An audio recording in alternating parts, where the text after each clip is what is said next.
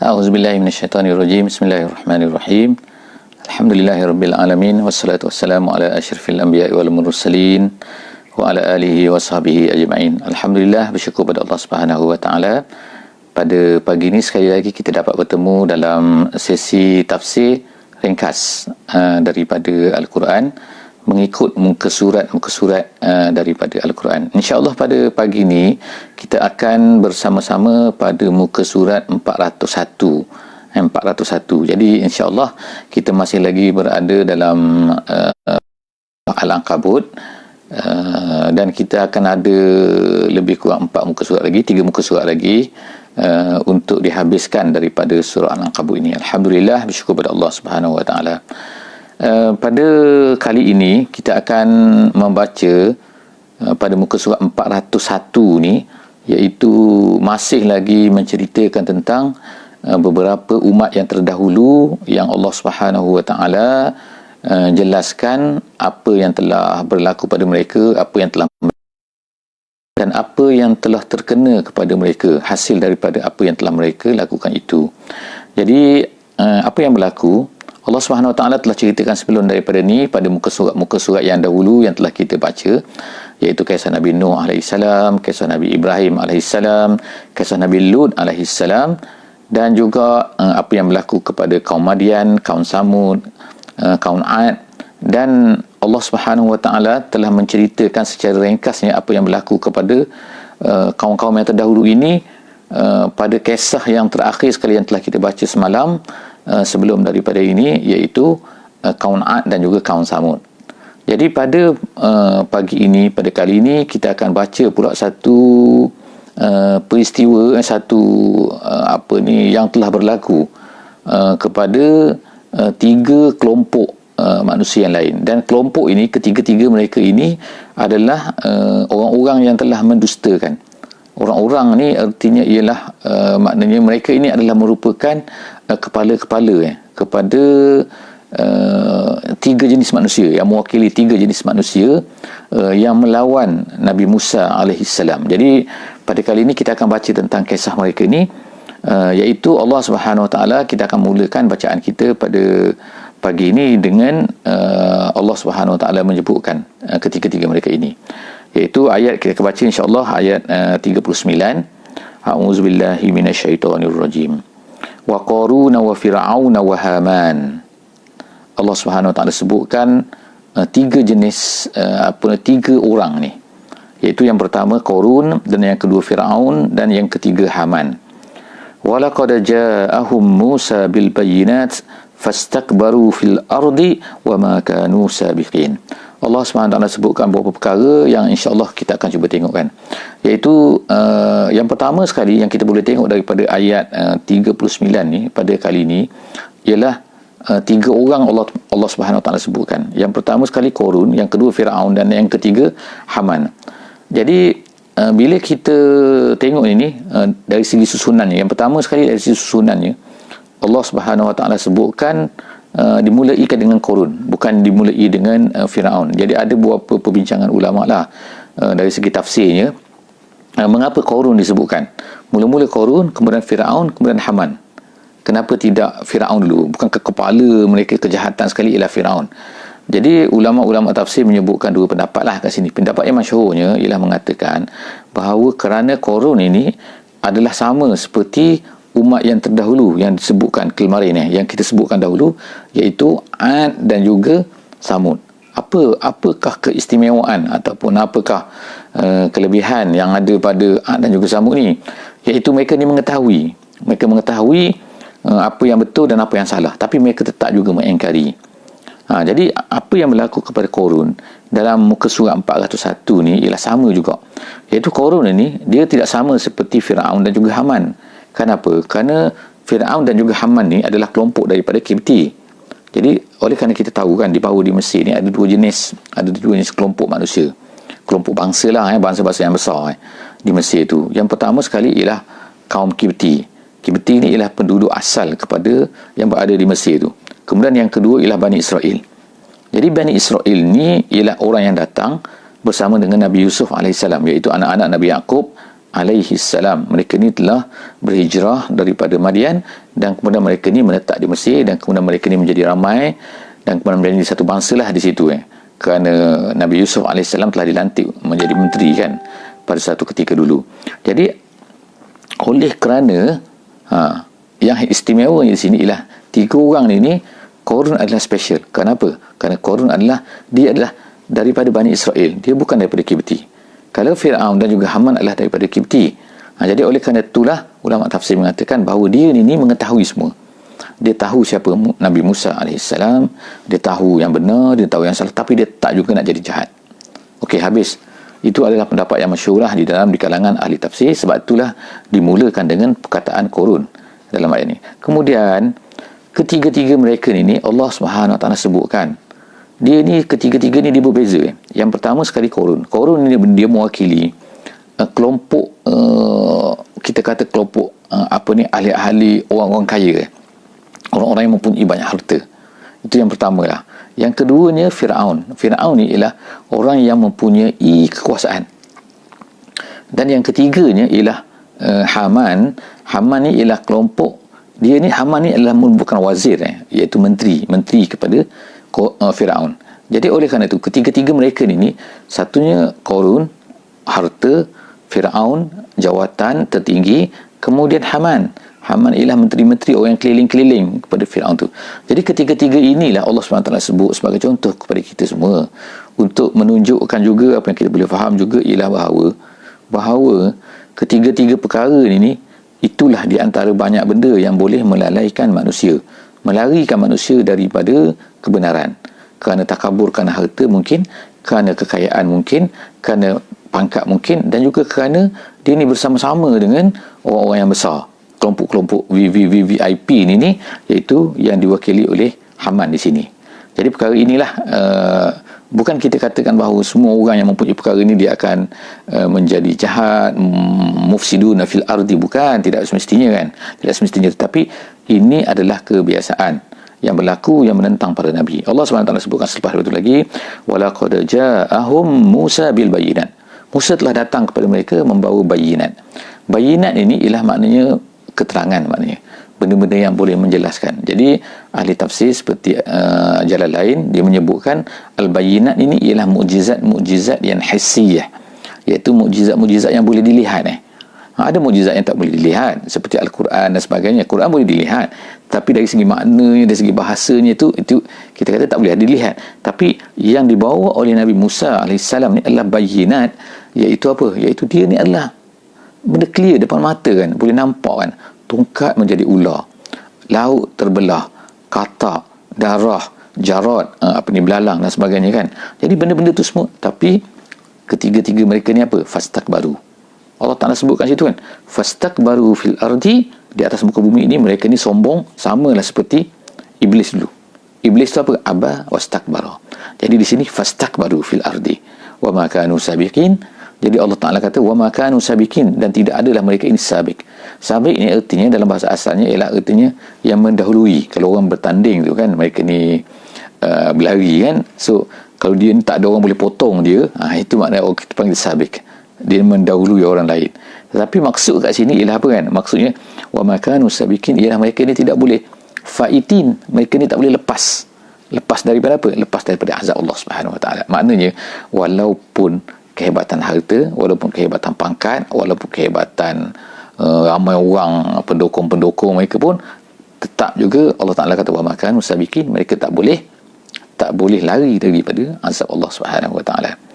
Fakullan akhazna bizambih. Allah Ta'ala kata semua sekali kami telah ambil mereka ini bizambihi, dengan dosa mereka, dengan kesalahan mereka. Mereka buat salah, jadi Allah Ta'ala kenakan azab di atas dunia ni lagi. Faminhum man arsalna alaihi hasiba. Setengah daripada mereka Allah Ta'ala kata kami telah turunkan daripada langit itu, iaitu hujan yang mempunyai batu. Iaitu apa ni? Hasibah. Atau hasibah itu ialah hujan yang mempunyai batu. Jadi hasalnya adalah hasib. Hasib itu maknanya batu-batu halus. Jadi bila hasibah, hujan yang mempunyai batu, iaitu apa yang telah berlaku kepada umat Nabi Lut AS. Kemudian wa minhum man akhazatuhu as-sayhah. Di antara mereka ada yang kena teriakan. yang kita sebut sebelum daripada as-sayhah dan juga ar-rajfah kan. Jadi itu adalah dia katakan ada satu pendapat kata dia adalah makna yang sama, ada yang kata ialah makna yang berbeza kan. Tetapi iaitu siapakah sini? Iaitu kaum Nabi Samud kan. Telah terkena juga as-sayhah. Wa minhum man khasafna bil ard. Setengah daripada mereka kami telan dalam bumi tu. Kami telan kan. Maksud dalam bumi iaitu apa? Seperti korun dengan harta-hartanya sekali. Wa minhum man aghraqna. Setengah daripada mereka kami tenggelamkan. Kami lemaskan dia. Aghraqna Jadi siapa ni? Iaitu nombor satu Firaun dan yang kedua ialah umat Nabi Nuh alaihi salam. Jadi Allah SWT ceritakan wa minhum sebahagian daripada mereka kena macam ni, aku kenakan macam ni. Allah Taala katakan, memberitahu sekarang ni, menceritakan kepada Nabi Muhammad sallallahu alaihi wasallam apa yang dihadapi oleh Nabi Muhammad sallallahu alaihi wasallam sekarang ialah Nabi Muhammad sedang menghadapi kaum yang menentang beliau.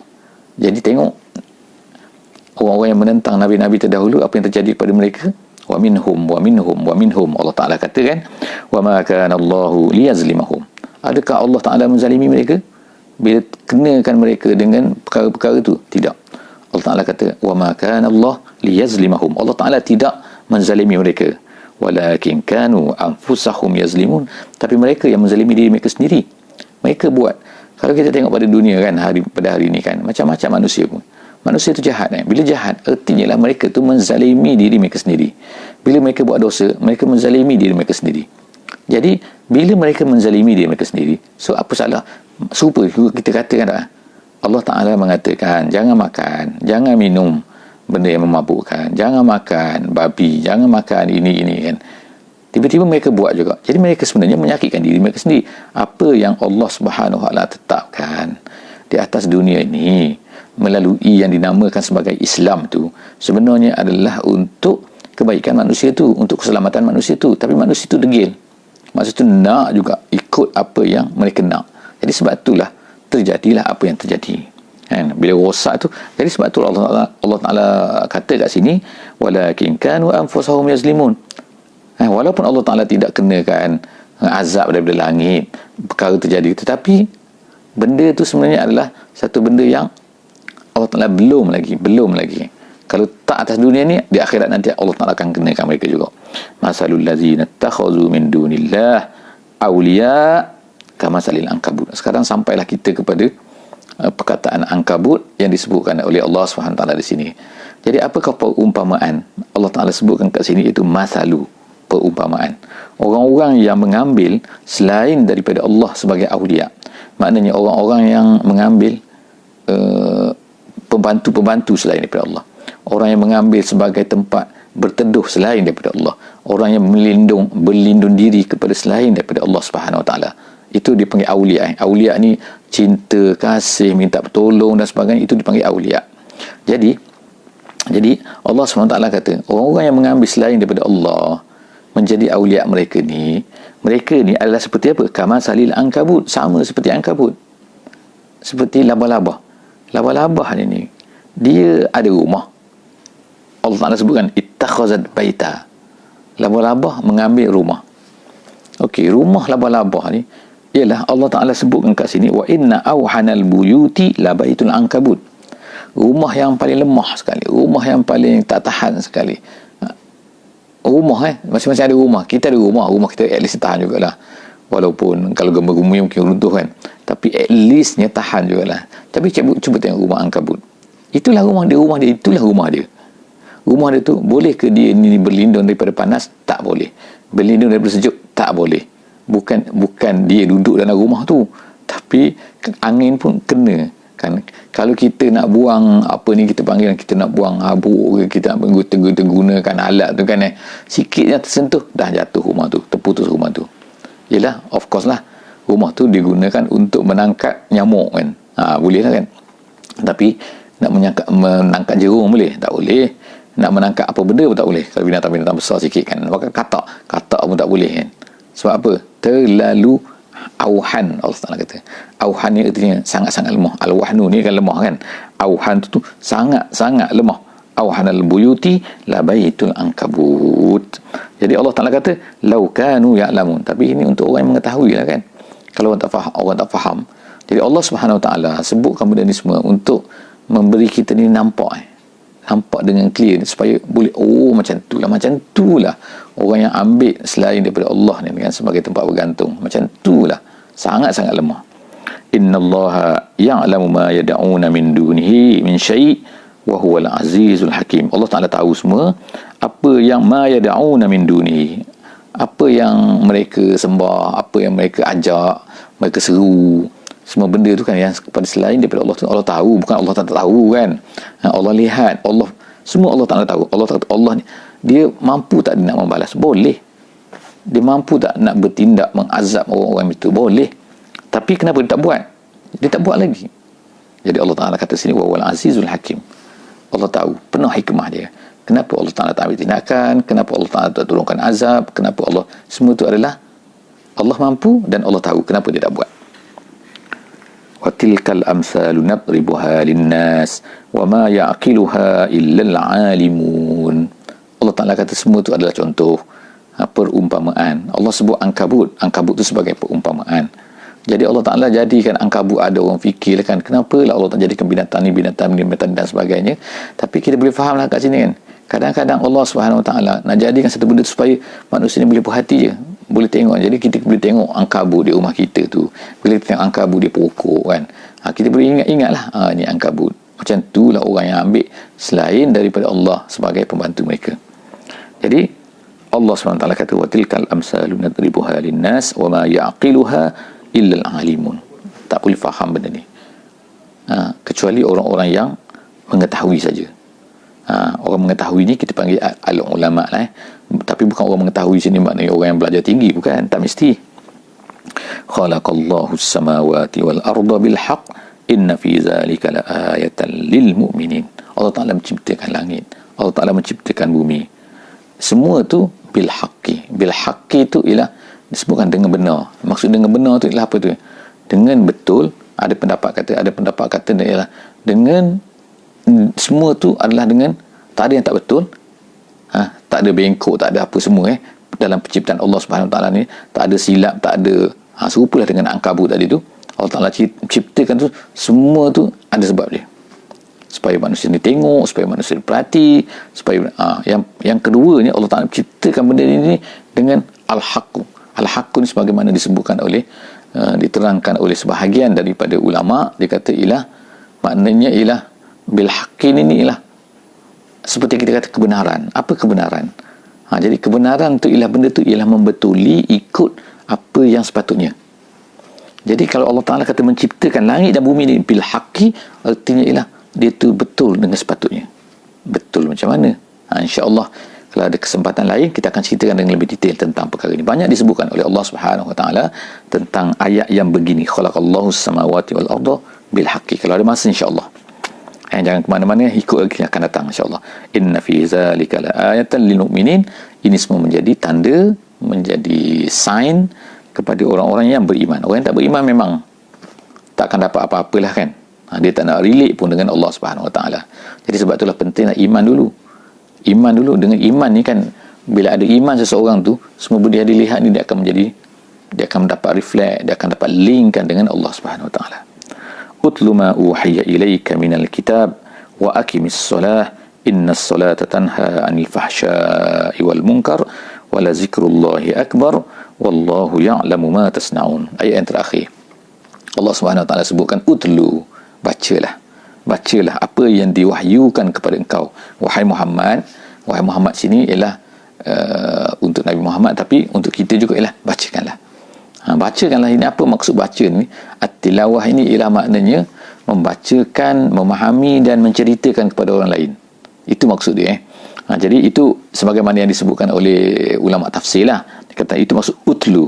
Jadi apa yang diwahyukan kepada kamu ni wahai Muhammad bukan untuk kamu saja, tapi untuk kamu bacakan, untuk kamu ceritakan kepada orang lain juga. Jadi lepas tu yang kedua, jadi yang pertama kena bacakan Quran, kena sebarkan isi Quran, dan yang kedua ialah kamu telah dirikan solat. Sebab apa? Sebab solat ini akan mencegah daripada fahsyat dan juga mungkar. Bagaimana adakah apabila orang tu sembahyang tiba-tiba tak mencegah apa-apa pun, tak menghalang dia daripada kejahatan pun. Jadi ulama berkata, ulama kita berkata bahawa kalau seorang tu sembahyang tapi tidak juga mencegah dia daripada fahsyat dan munkar, masih ada lacking pada sembahyang dia. Jadi cuba kena betulkan sembahyang lagi. Tapi kita boleh lihatlah, insya-Allah kan, dalam kehidupan kita pada hari ini, kalau orang tu sembahyang, insya-Allah kan, dia akan lebih baik daripada orang yang tak sembahyang. Kita tak katakan, kadang-kadang kita tengok kan, dia tak sembahyang tapi baik. Mana tak sembahyang tapi baik? Memang dah tak sembahyang tu memang tak baik. Satu ni kan, itu silap kita kan. Kita ni kadang-kadang ada dualisme kan dalam penilaian kan. Kalau orang tu tak sembahyang memang dah tak baik dah. Kalau orang sembahyang pun kadang-kadang ada yang tak baik. Tapi kalau orang tak sembahyang memang dah tak baik dah, daripada awal memang tak baik. Sebab apa dia tak sembahyang? Gitu. Jadi wala zikrullah akbar, dan ingati Allah itulah yang paling besar. Jadi mengingati Allah itu yang paling besar. Menyebutkan Allah itu adalah lebih besar. Sinilah kita tengok kan, ada signboard, ada sign dekat masjid tu kan. Tiada panggilan sepenting seruan ilahi. Itu kan. Itu betul kan. Jadi mengingati Allah, mana sebab itulah bila sembahyang, sepatutnya lah kan, kalau kita boleh kan, bila sembahyang, kalau keadaan mengizinkan mana bila waktu sembahyang kita sembahyang dulu kita selesaikan sembahyang kita dulu. Mengingati Allah itu lebih besar. Wallahu ya'lamu ma tasna'un. Allah Ta'ala tahu apa yang kamu lakukan. Jadi setakat itu saja muka surat 401 pada hari ini. InsyaAllah kita jumpa lagi di sesi akan datang. Wallahu a'lam bissawab. Aqulu qawli hadza wa astaghfirullahal azim li wa lakum. Subhanakallahumma wa bihamdik, nashhadu an la ilaha illa anta, nastaghfiruka wa natubu ilaik. Bismillahirrahmanirrahim. Wal 'asri innal insana lafi khusr illa allazina amanu wa 'amilus shalihat wa tawasaw bil haqqi wa tawasaw bis sabr. Assalamualaikum warahmatullahi wabarakatuh.